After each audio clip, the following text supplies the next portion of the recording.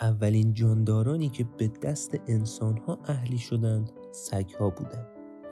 سگ‌ها صدها نژاد گوناگون دارند که بیشتر اونها در چند صد سال اخیر به وسیله اصلاح نژادی توسط انسان‌ها ایجاد شدند.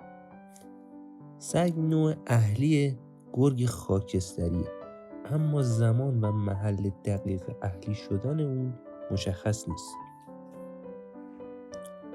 بررسی ژنتیکی تو سال 2014 نشون داده که تبار سگ‌ها 27 تا 40 هزار سال پیش از گرگ خاکستری جدا شده.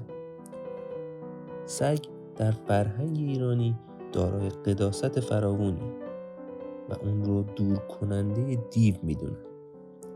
در وندیداد که کتاب قانون ایرانیان دوره ساسانیه اینطوری گفته شده که هر کس سگ گله یا سگ ولگرد یا سگ شکاری رو بزنه و بکشه، روان او هنگام رفتن به جهان دیگه مورد آزار قرار میگیره و زمانی که به کمک سگ نگهبان احتیاج داره اون از کمک کردن بهش خودداری میکنه.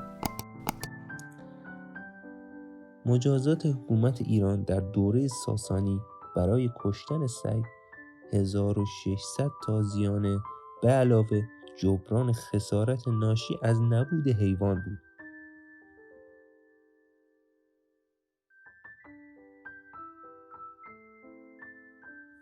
امیدوارم که از دیدن این ویدیو لذت برده باشید.